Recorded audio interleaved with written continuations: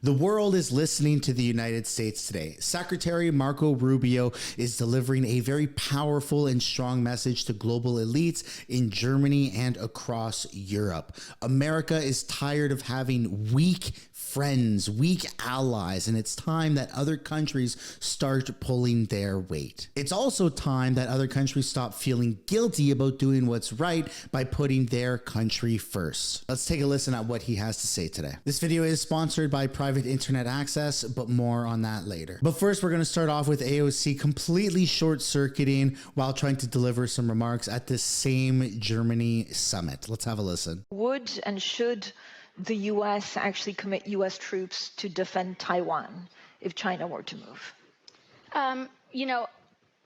I think that this is such a, I think that this is of course a very long-standing policy of the United States. And I think what we are hoping for is that we want to make sure that we never get to that point, and we want to make sure that we are moving in all of our economic research and our global positions to avoid any such confrontation and for that question to even arise. All I can say to that is thank goodness AOC has absolutely no power and likely will hold no power. Now we're going to take a look at a real leader, Secretary Marco Rubio, and what he has to say. We want Europe to survive. We want Europe to prosper because we're interconnected in so many different ways and because our alliance is so critical. But it has to be an alliance of allies that are capable and willing to fight for who they are and what's important. You have to be able to stand up for what you believe is important. Now here's a longer message that Secretary Marco Rubio delivered in Germany. No longer place the so-called global order above the vital interests of our people and our nations. We do not need to abandon the system of international cooperation we authored, and we don't need to dismantle the global institutions of the old order that together we built. But these must be reformed. These must be rebuilt. For example, the United Nations still has tremendous potential to be a tool for good in the world. But we cannot ignore that today, on the most pressing matters before us, it has no answers and has played virtually no role. It could not solve the war in Gaza. Instead, it was American leadership that freed captives from barbarians and brought about a fragile truce. It has not solved the war in Ukraine. It took American leadership in partnership with many of the countries here today just to bring the two sides to the table in search of a still elusive peace. It was powerless to constrain the nuclear program of radical Shia clerics in Tehran. That required 14 bombs dropped with precision from American B-2 bombers. And it was unable to address the threat to our security from a narco-terrorist dictator in Venezuela. Instead, it took American special forces to bring this fugitive to justice. In a perfect world, all of these problems and more would be solved by diplomats and strongly worded resolutions.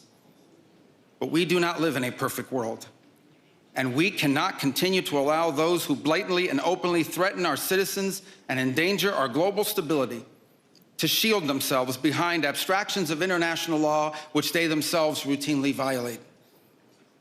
This is the path that President Trump and the United States has embarked upon. It is the path we ask you here in Europe to join us on. It is a path we have walked together before and hope to walk together again.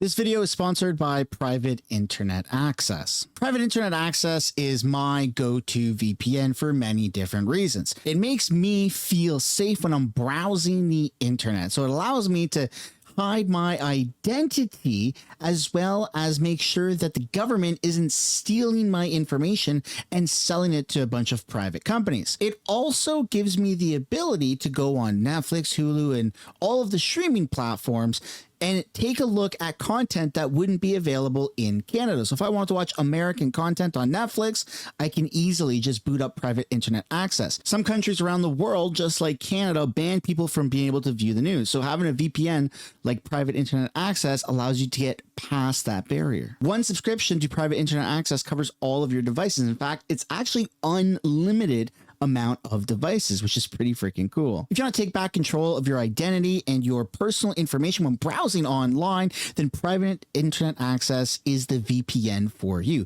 If you click the link down below in the description, the pinned comment below, or scan the QR code on the screen, you get 83% off plus 4 months for free when you click the link down below in the description. You also get a 30-day money-back guarantee, which is phenomenal. Thank you, Private Internet Access, for sponsoring today's video. If you thought that was stunning, wait till you listen to this one. These globalist elites have absolutely no idea what's about to hit them. It's time for Europe and other allies to the United States to start picking up the slack, stop being pussies, and start being real strong nations. For 5 centuries before the end of the Second World War, the West had been expanding.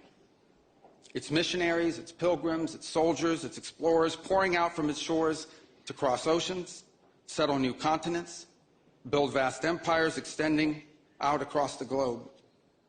But in 1945, for the first time since the age of Columbus, it was contracting. Europe was in ruins.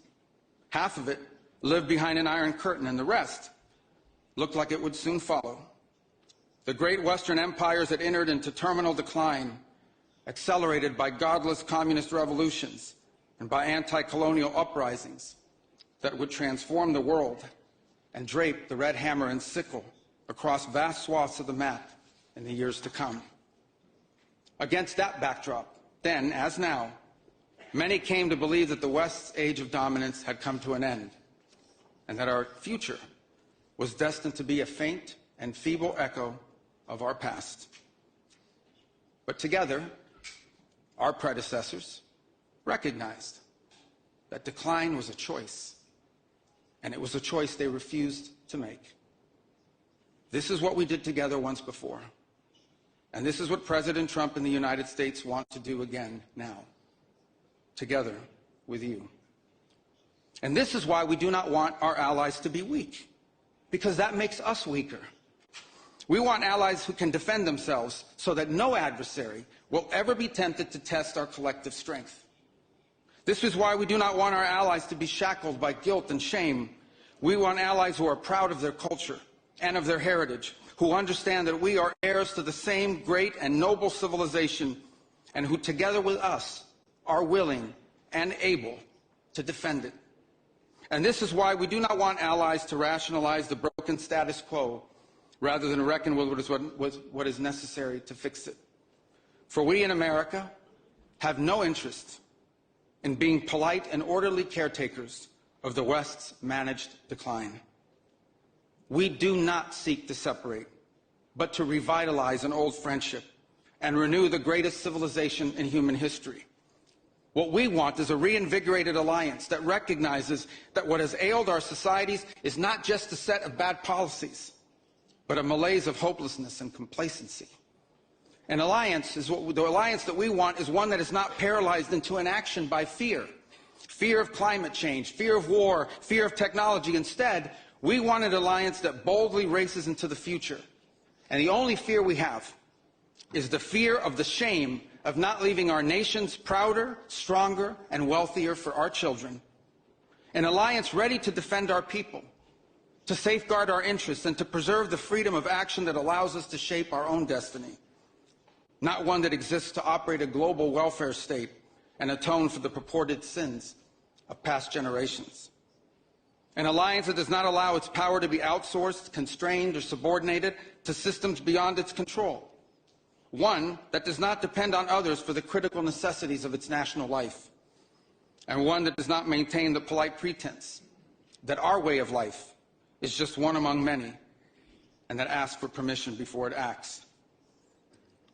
And above all, an alliance based on the recognition that we, the West, have inherited together. What we have inherited together is something that is unique and distinctive and irreplaceable, because this, after all, is the very foundation of the transatlantic bond. The days of being soft and overly empathetic are over, as Marco Rubio just announced. Have a listen to this. National security, which this conference is largely about, is not merely a series of technical questions. how much we spend on defense or where, how we deploy it. These are important questions. They are. But they are not the fundamental one. The fundamental question we must answer at the outset is, what exactly are we defending? Because armies do not fight for abstractions. Armies fight for a people. Armies fight for a nation. Armies fight for a way of life. And that is what we are defending. A great civilization that has every reason to be proud of its history. That, ladies and gentlemen, is the video. I can guarantee you that the globalist elites are absolutely panicking after Secretary Marco Rubio delivered those remarks. I hope you enjoyed it. If you did, it'd be super awesome for you guys to hit the like button, subscribe to the channel, and I'll see you in another video. Bye for now.